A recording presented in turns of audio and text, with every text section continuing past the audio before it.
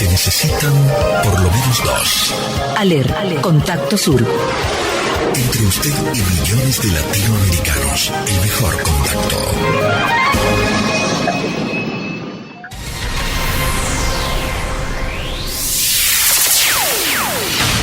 Saludos a América Latina y el Caribe, bienvenidos y bienvenidas a esta nueva emisión de Contacto Sur. Hoy viernes 20 de septiembre les saluda María Cianci Bastidas desde la sede de la Coordinación General de la Asociación Latinoamericana de Educación Comunicación Popular, ALER. Toda a realidade está aí submetida à possibilidade de nossa intervenção nela, mas numa posição crítica de quem se assume como sujeito da história, revela a superação da posição inicial da adaptação, da adequação, inclusive como uma forma de defesa.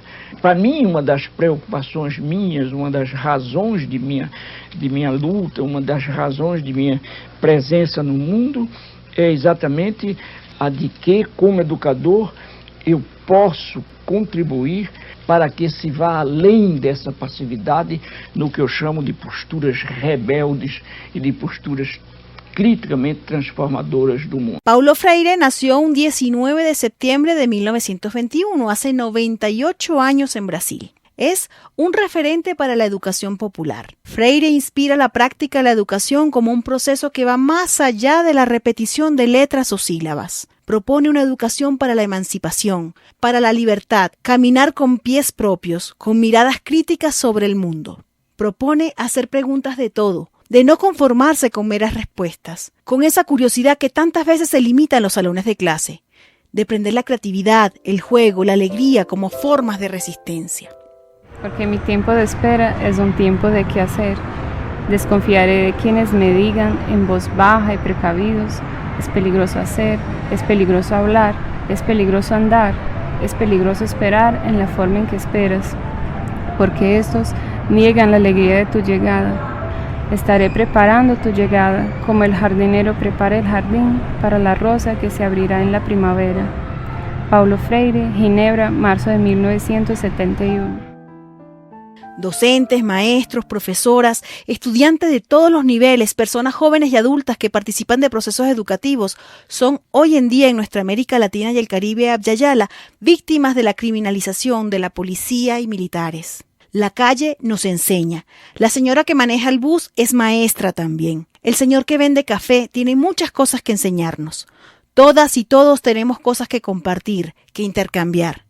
La vocación educativa está siempre presente, denunciando las injusticias, procurando la inclusión y profundizando la participación democrática.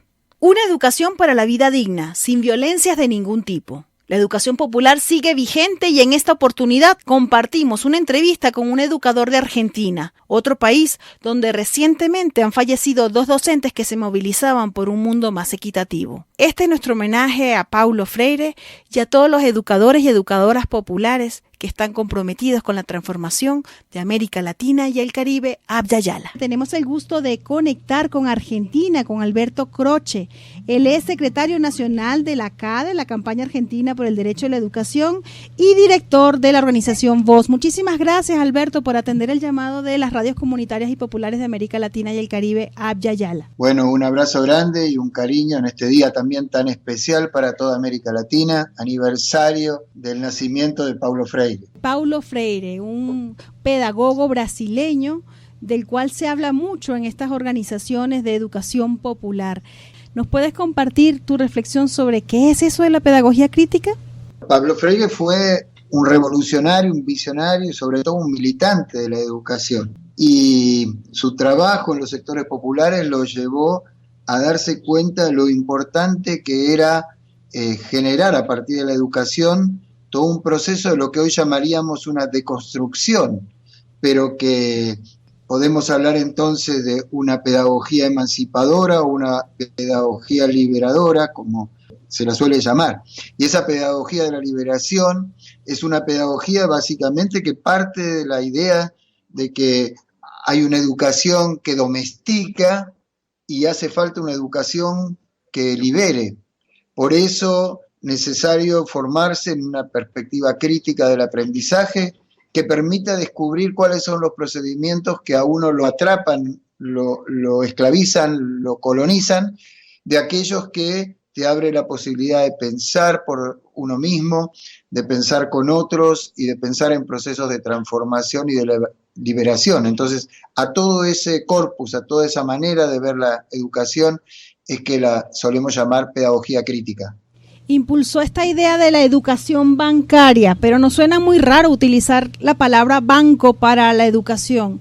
La educación bancaria hacía referencia a los bancos donde la gente deposita la plata, ¿no?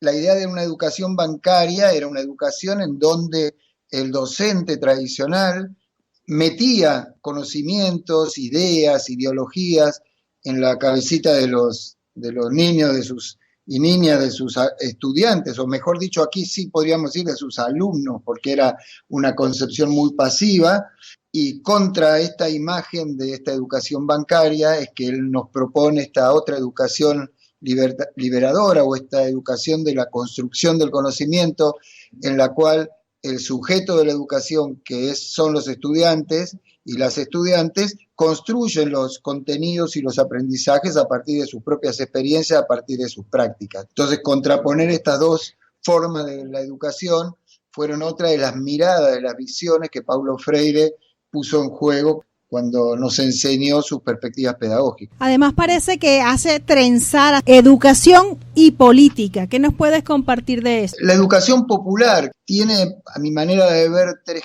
caras. Una parte tiene que ver con técnicas y maneras de trabajar en el aula o en los grupos de trabajo educativos que haya, y técnicas y prácticas, que esto fue una idea muy desarrollada hace unos años, y hay manuales con experiencias muy interesantes, metodologías, pero también hay otro aspecto que es el aspecto de cómo se entiende al ser humano, ¿no? La dimensión más humanista, la dimensión más desde la psicología del aprendizaje, cómo funciona la persona, cómo es la persona, qué concepción de la persona tenemos.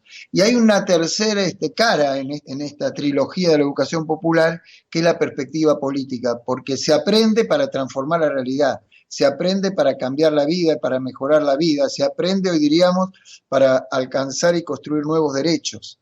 Entonces, el educador popular es siempre un promotor de los derechos, un defensor, un militante de los derechos humanos y sociales.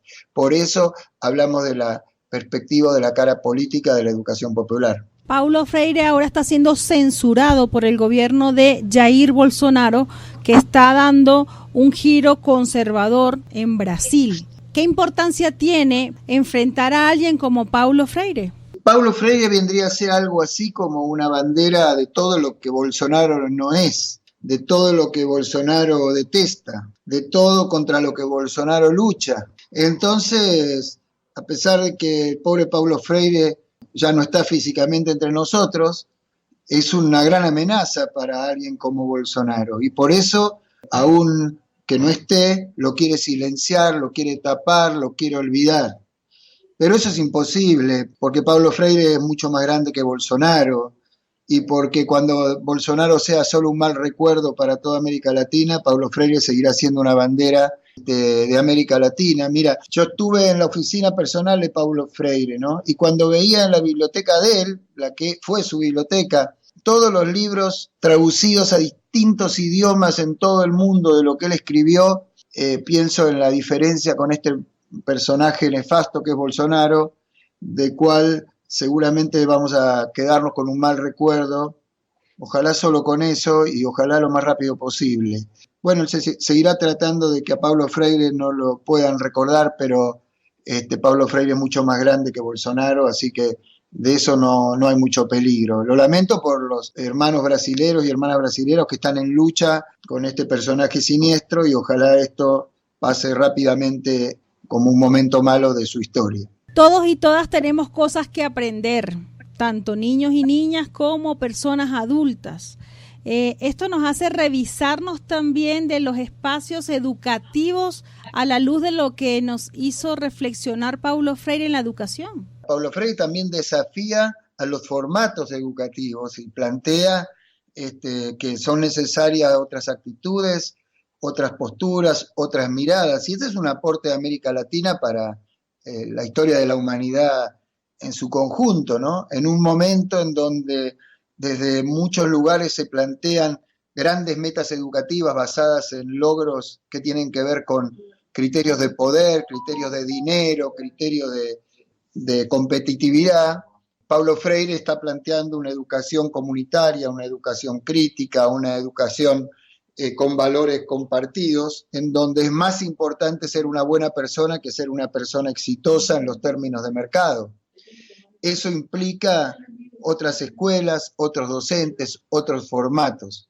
Y uno ve que en muchas legislaciones de nuestros países esas ideas de Freire, pero también, no solo de Freire, yo quisiera también destacar acá, y creo que estos tiempos nos lo exigen y nos lo llaman, Freire estuvo acompañado también, estuvo con su compañera, y muchas cosas de las que él enseñó y logró construir, él mismo nos dice en sus escritos que tuvieron que ver con ese trabajo compartido, ¿no? Con su compañera de lucha y con las compañeras que tuvo después, porque Pablo tuvo varias esposas en su caminar, y él siempre lo reconoció. Entonces yo creo que es muy importante también hoy descubrir esta perspectiva en un mundo que está deconstruyendo también de un machismo y de un mundo patriarcal, ¿no? Entonces creo que también es bueno correrlo a Pablo de ese lugar y ponerlo en el lugar en donde él quería ponerse, trabajando con su pueblo y con sus compañeras,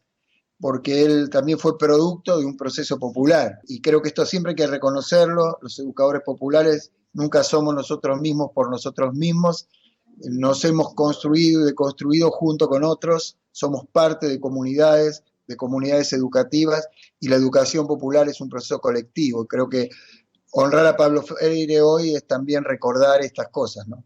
¿Qué desafío tiene entonces la educación popular en este escenario donde hay retrocesos de derechos, criminalización de estudiantes y de docentes por el derecho humano a la educación? ¿Qué puede decir la educación popular en estos tiempos? La educación popular tiene mucho que decir, pero una cosa que yo le diría, que seguramente, porque sé que a las radios comunitarias le escuchan muchos educadores populares, yo le diría a estos educadores y estas educadoras populares que están por todos lados en América Latina y que quizás nos están escuchando, que tenemos un lugar al lado de las luchas de los movimientos sociales y que nuestro lugar ahí es ayudarle a los movimientos sociales en estos procesos a mejorarlos, a potenciarlos, a vincularlos con otros, trabajando en el proceso de sistematización, de construcción de conocimiento, de formación en los liderazgos, de facilitación de la participación de las comunidades, para que todos y todas sean escuchados, para que no haya nadie que tome la voz y hable porque tiene más fuerza o grite más alto, sino que